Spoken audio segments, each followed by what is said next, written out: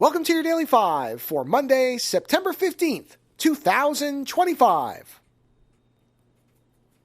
I came across a video, probably about a month ago or so, just kind of randomly.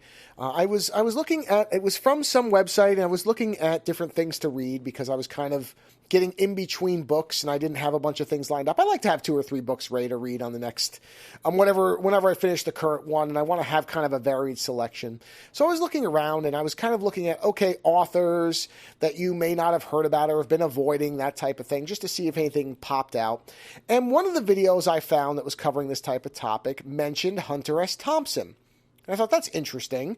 And the video was talking about, I think it was something like demythologizing Hunter S. Thompson and why you should read his work. And I thought, because, I like the Fear and Loathing in Las Vegas movie, but I was very aware that Johnny Depp was playing a character, well, really a caricature of Hunter S. Thompson, which isn't really a good version of the person himself or who he was.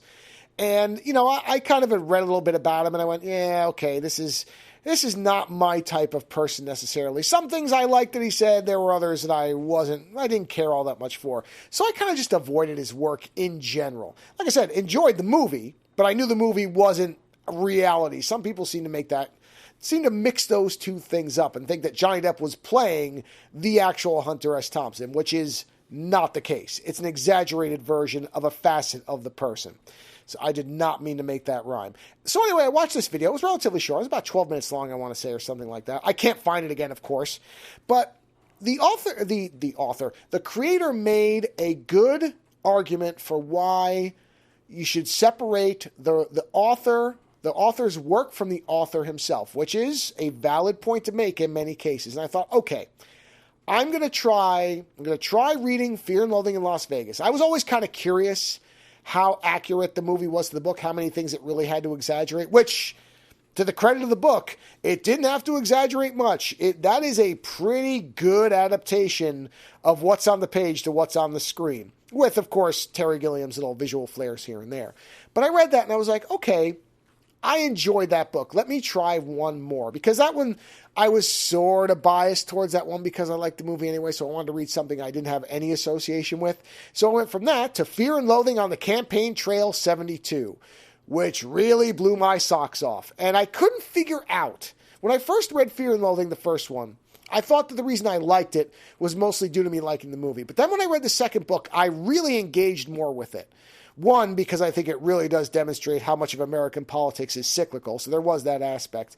But as I got towards the end, I figured out what I actually like about Thompson's writing. And now I'm reading The Great Shark Hunt, and I'm finding this is continuing.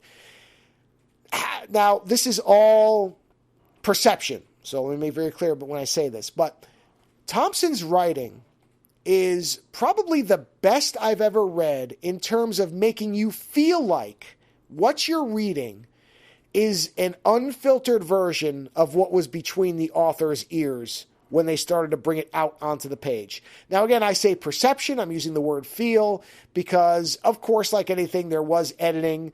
I'm sure there was tinkering. But very often when authors try to write in this way, where they're writing as themselves or a character of themselves, you can feel the artifice. You can sense that separation between the initial idea and what ended up on the page. And with Thompson, either by very savvy editing or exceptionally good writing that still retains, goes past the editing and the tinkering phase, it feels like this is what was in his head. And that is a remarkable talent. Putting the person aside, because you really can. You know that if you don't know, he invented or was one of the pioneers of this gonzo journalism concept, which blended actual journalism with fictional narrative and just kind of fused them together. And so there is this automatic sort of separation in when he's talking as himself in books as opposed to the actual person. But again, it's just the writing itself. I've read other authors who've done it, and they've done it fine, but not this well. And it's a very hard thing to define. It's a very ethereal, intangible thing. But once you key in on it, you do get an appreciation of somebody who's doing it well. And for whatever other flaws Thompson may have had in his life, in this particular aspect of his writing, excellent and worth reading. Later.